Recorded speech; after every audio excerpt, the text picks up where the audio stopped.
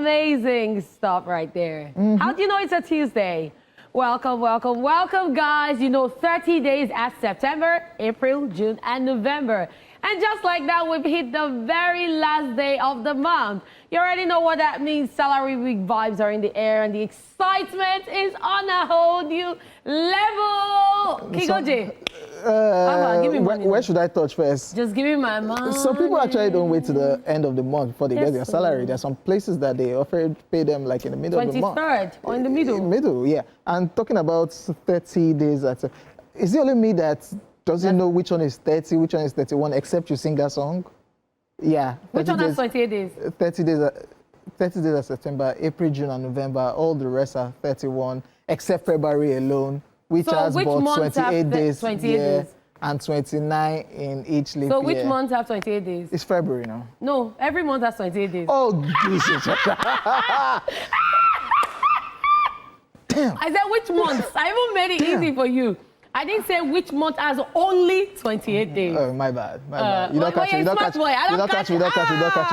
Ladies and gentlemen, it's a Tuesday Takeover, fam. And of course, your ultimate lunch hour entertainment is yet to lighten up your day, from blockbuster movie talk to some alternative sounds. E-Splash is 7, the premium blend that will keep you vibing all through. So whether you're working, chilling, already plotting your payday shopping spree, hey, if you spend all your money, that's the end of your own. But we've got your back with non-stop fun, gist, music, and entertainment to keep your energy sky high. And of course, don't miss a beat, as you can stream us live on www.tvcentertainment.tv. Connect with us on all of our socials. And of course, catch every moment on our Instagram fan page, which is at @e_TVC.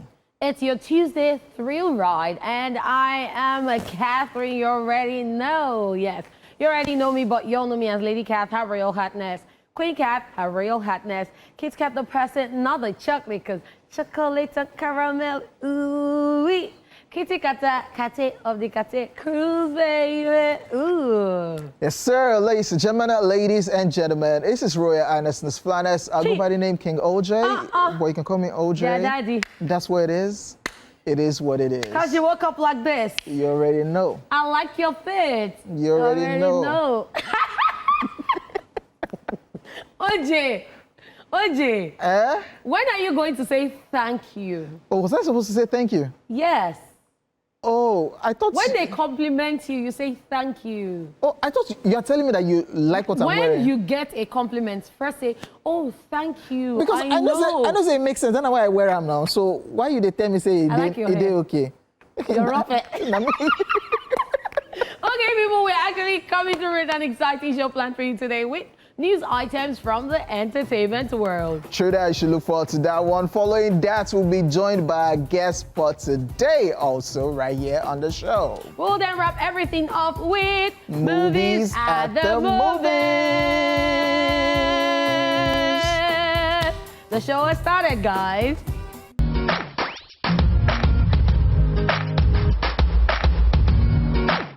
Welcome back to the show, guys. This right here is still E-Splash on TVC. And I'm sure you guys are having fun. I hope you're enjoying the playlist. You just checked out Wizkid and Brent Faiyaz with Piece of My Heart. And before we went on the break, we checked a very new song, Depressed by Annie Marie. I don't know, people are dropping songs about anxiety, depression. What are we expecting next? I wonder. But anyway, guys, it is now time for the entertainment news, and we start out with this one. Saheed Osupa reacts after Burna Boy called him his GOAT. In a moment that has electrified the Nigerian music scene, Grammy Award-winning artist Burna Boy has declared Fuji music icon King Saheed Osupa as his greatest singer of all time, GOAT, a powerful tribute that has resonated across generations of fans and musicians. Burna Boy made the revelation during his recent appearance on Complex's popular web series The GOAT Talk, where he appeared alongside tennis legend Roger Federer. When asked to name his GOAT singers, the Afrofusion star didn't hesitate, and I quote, "My GOAT singers are most likely Fuji artists like Saheed Osupa," end of quote. The iconic Fuji maestro, visibly moved by the acknowledgement, took to his social media to share a lengthy tribute, calling it a monumental moment for himself and for Fuji music as a genre. He wrote, and I quote, "Burna Boy's heartfelt tribute naming me as his GOAT singer on a global stage is a monumental moment that celebrates the soul of Fuji music and its timeless influence. This honor not only uplifts my journey, but also shines a brilliant light on our rich cultural heritage, bridging generations and genres worldwide.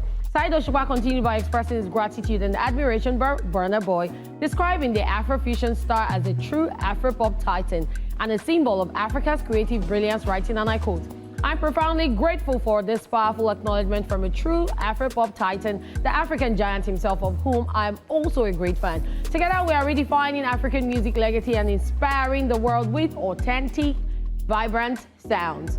He also revealed his intention to attend one of Burna Boy's upcoming concerts to personally witness the artist's God-given talent and to reciprocate the love and recognition. This is not the first time Burna Boy has publicly praised King Saheed Osupa. In 2023, during an Instagram live session, he described the Fuji icon as Ibile Wutang, a reference to the lyrical depth and philosophical weight of Osupa's music, likening him to the iconic Wu-Tang Clan. You can definitely tell that Saheed Osupa is really elated and super excited about hearing Burna Boy talking about it. Like the praising, it can't be like say, "Na person hear you can't hear the person pass." Yeah, that's the excitement when you think, oh, so Burna Boy, I inspire him, he listens to my song. And Burna Boy, everybody knows that Burna Boy's music catalog is why it touches everywhere. Diverse, so him talking about Fuji, listening to Saheed Osupa, I'm not shocked. And he has said it before in that Instagram live video also. Even during his birthday, was it Ayuba or Obesere that came to perform? You could have seen the way he was singing word for word. Like the videos went viral. Burna Boy was dancing like there was no tomorrow. So it shouldn't surprise people that he loves Fuji. So a lot of people are like, okay, what's going on? But is Burna Boy is who he is, and well, that's his goat, whether you like it or not. Oh, yeah, may I take him to the next level? It's only about to hear a Saheed Osupa collaboration with Burna Boy. How would that sound? That would be fire, by the way. Big Seven. Yeah, on to the next one. This one is a crazy news. Lizzy and Anjorin responds after Iyabo Ojo vows to take legal action. The drama between Nollywood actresses Lizzy Anjorin and Iyabo Ojo has taken a new turn, with Lizzy responding to Iyabo's recent legal threat in a fiery social media video. Iyabo Ojo had earlier announced her decision to take legal action against Lizzy over what she described as a persistent death wishes targeted at her children and grandson. But Lizzy is not backing down. Instead, she's accusing Iyabo Ojo of being the true aggressor in their ongoing feud. In a video, Lizzy Anjorin made several serious allegations against Iyabo, insisting she should not be painted as mad for lashing out. According to Lizzy, Iyabo and her team visited her home to paste a court document on her building.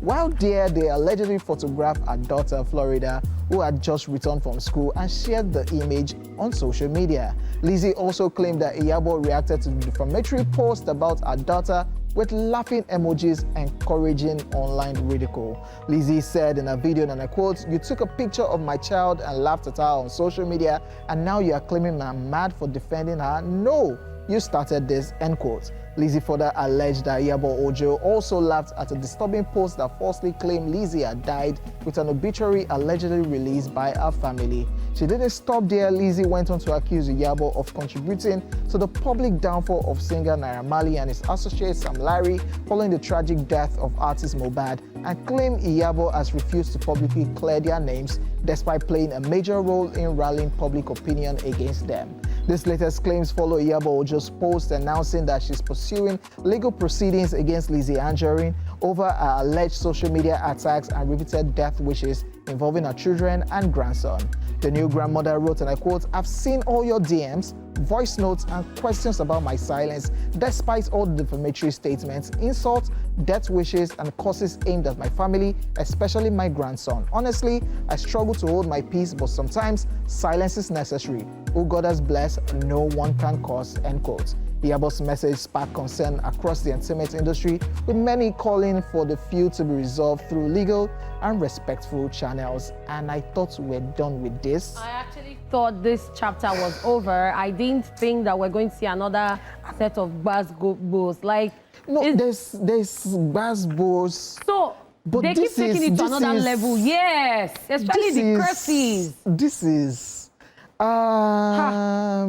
The organizer of the celebrity boxing match that did Portable and Charles Okocha, Portable and Speed Darlington, yeah. Can't you people see that you have two clients, Iyabo and female Ojo for that matter, and Lizzy and Anjorin? Set the boxing ring, we'll pay to watch. Because this online verbal call-outs is actually, it's not even. And this used to be friends before. Yes, so that's my point. Just, So Bass is good when it's just me and you, but taking it to the next level, involving family, children, and grandson, and everybody has a valid point one way or the other. You took a picture of my child, you're laughing at people saying, then this one is doing our own, calling out grandsons, calling out daughter.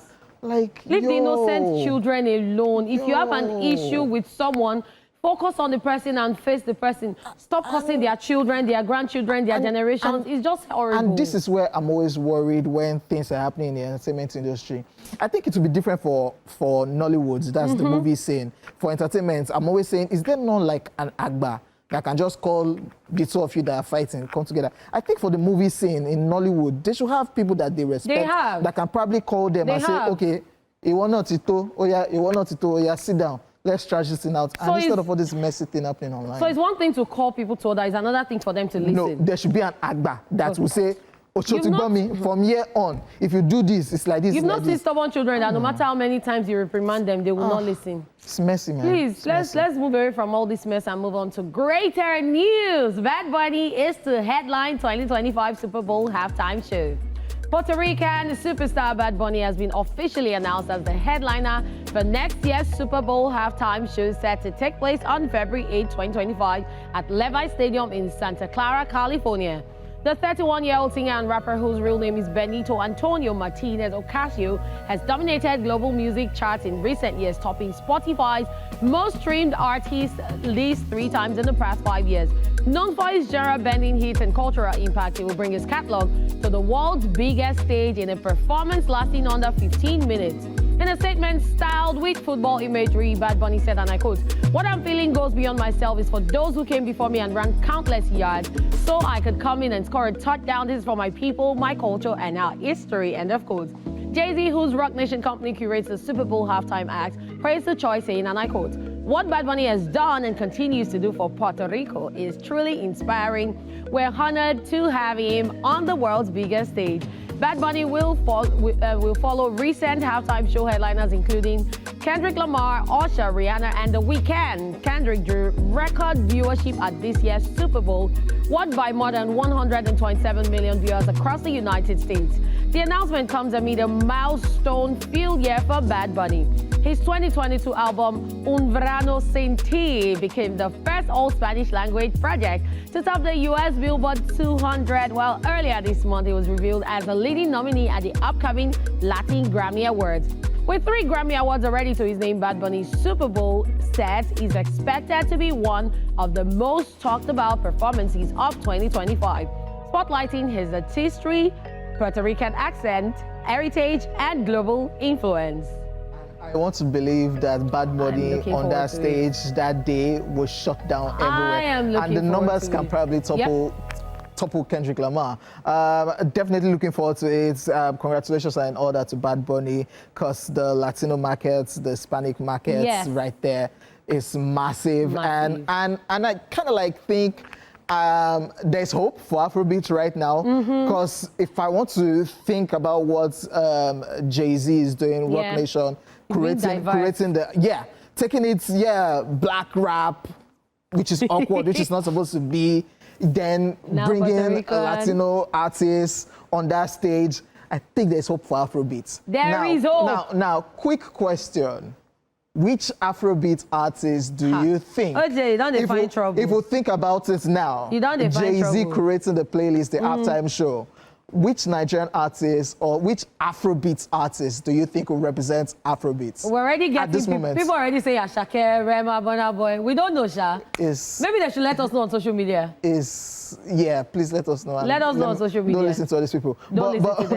But it's a big feat for Puerto Rico. And I like what he did. And I know it's hurting a couple of people right now. If you know, you know. Of course. Bad Bunny had to cancel his US tour. Yes.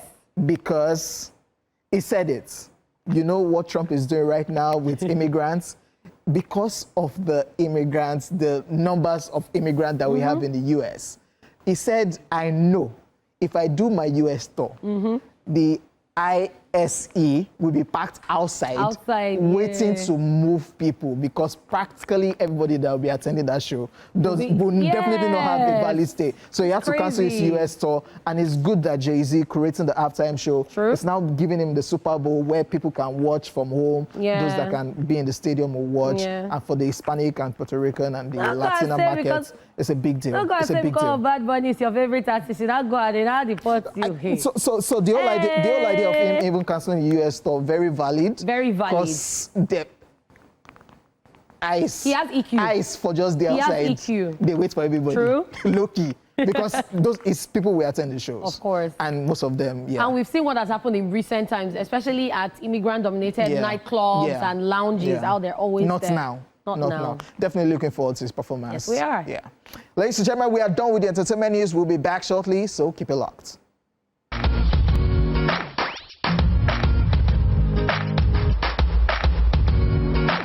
That was Rose right there with Toxic Till the End. How do you stay with someone who's toxic till the end? Please get out of that situation, okay? But anyway, away from toxicity, we had one of the lovebirds, and now we have another one today. So our guest this afternoon is a reality star whose hobbies are singing, writing songs, watching movies, and football. And I love this one, eating good food.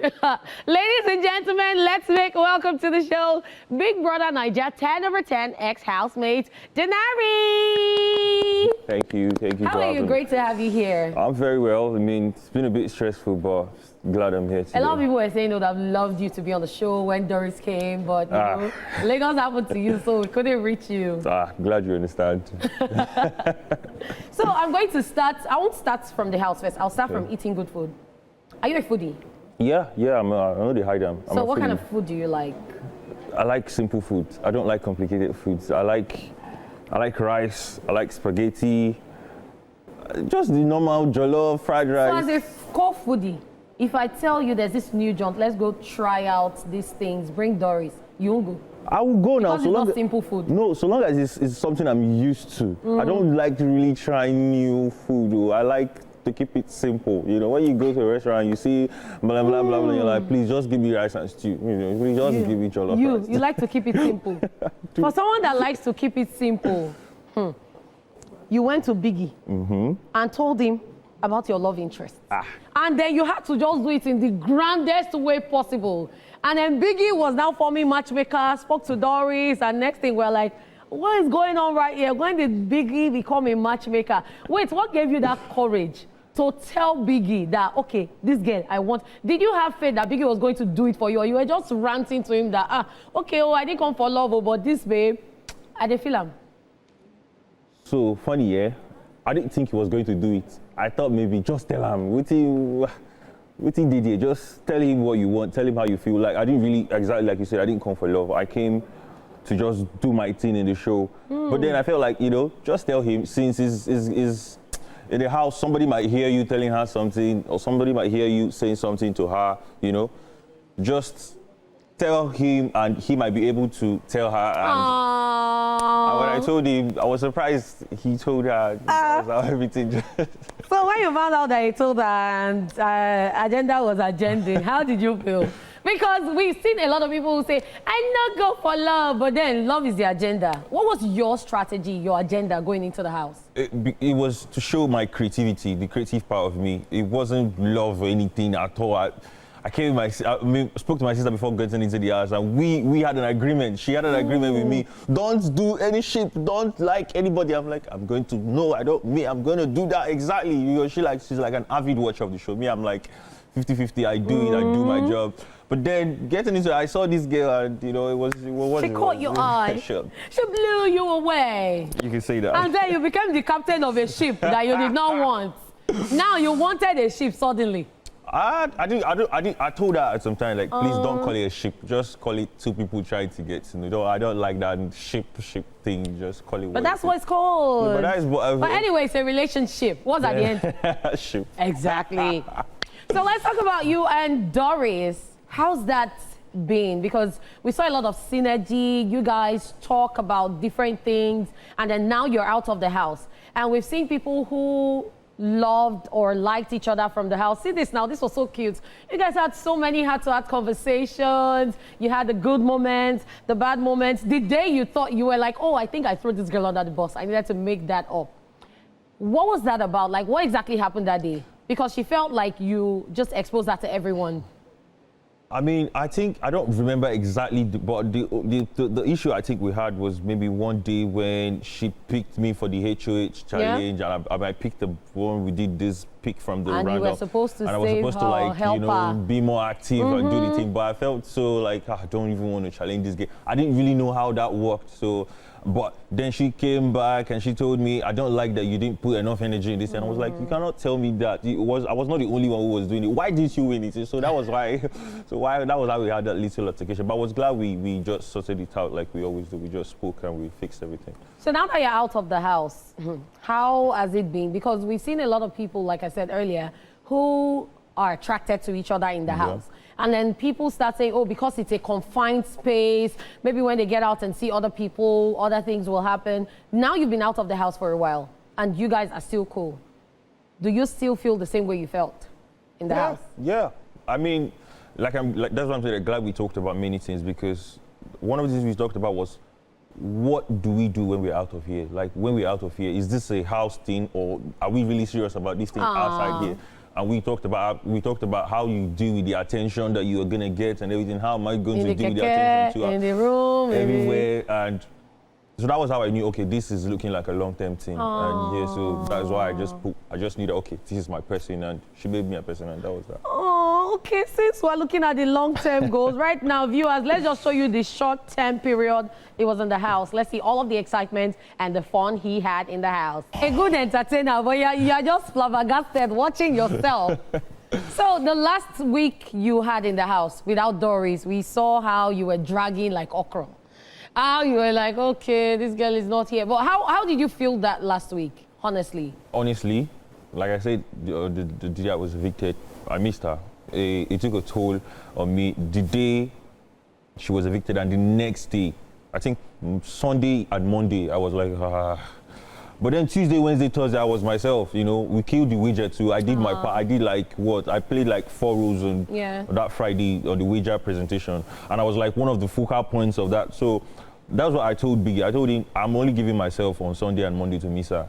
Tuesday, Wednesday, Thursday, I have a job to do. We have business. And that's how it's always the arena. My thoughts are always, the arena is where you show the creativity. Yeah. In the house, I don't like fighting. I don't like people like, noise. I'm like, I'm a calm person. So you take your fight. If you're looking for a fight with me, I will not give you what you're looking for. That's the thing. So it was always the arena for me. So I knew for that week, it was just Sunday, Monday that I felt weak and I felt lazy because, you know, my personal day again. This was somebody I used to see and get gingered up, you know, but then she was not here. So it was just Monday and Sunday for me, and Tuesday, Wednesday, everything flew naturally. So when you were evicted, you were happy that you were going to meet her? I was not sweet happy. And sour. It was sweet and sour. Exactly, 50-50. Sweet and sour, because I felt like I could do 8 weeks, you know, but then at the same time, I felt like, 7 weeks, fair. I mean, also, I have somebody to see, I have people to meet outside, so. So before we go, everybody has been saying something about you and Gigi Jasmine before you and Doris became a thing. What happened between you guys? Oh, you guys were kind of close, and then people actually thought you were an item first before Doris. So what happened? Gigi was and is my friend. It's just friendship. But I think people were just confused. But between the both of us, we know we were just friends.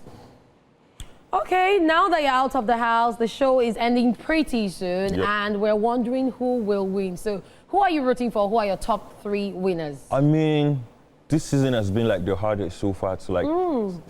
The speculations, you cannot guess. And if you think you could predict anything, it takes a whole different turn. I mean, my previous interviews, I said, Tamara Lawson, Rude Boy, and they're out. And they're out. And they're out. And I'm like, what the, you know, I'm like, what's going on, you know? So, but I don't know. But yeah, I'm looking at Imisi. Imisi is like really looking, if I'm going to just pick one person, I'm going to just say Imisi. I mean, Faith too might, you know, even Cohen, the way I'm looking at, even Isabella. So, but if I'm gonna just go for one, you know, I'm just gonna say maybe Emisi is really looking really strong. And that's just it, because the people I really thought, I don't stop to predict for this show already. Like, whoever wins now, wow. the 10 weeks. Okay, so what should we expect from you, and how do we reach out to you on social media? Okay, planning to go into entertainment, like I said, anything that involves creativity, the creative space, movies, sports. I'm a big football fan, so Nice. sports analysis, anything that involves football, sports, basketball, and yeah, music too, movies. These are things I like. The creative space generally. The only thing different is just the football part that I really want to do something about, because I love football so much. So how do we reach out to you on social media? My Instagram, official Dinary, official _ Dinary. And Twitter, official Dinary, TikTok, Dinary BBN, and that's that.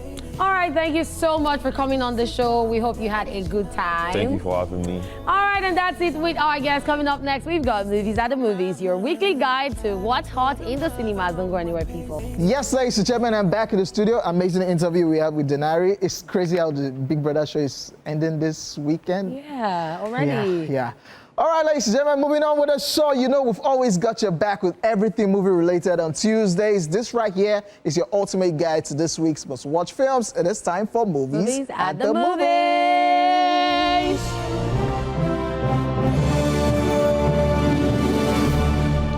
In Nollywood, this one is titled Iyabo, the Blind Seer.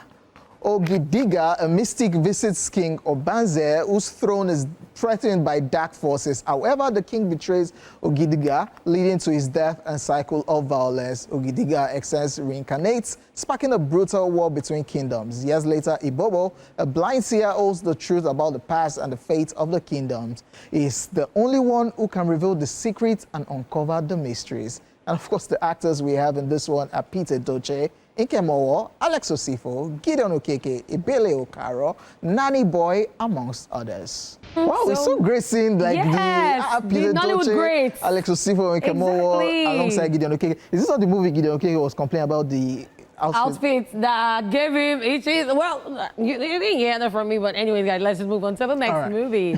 My Father's Shadow. Yes, two young brothers explore Lagos with their estranged father during the 1993 Nigerian election crisis, witnessing both the city's magnitude and their father's daily struggles as political unrest threatens their journey home.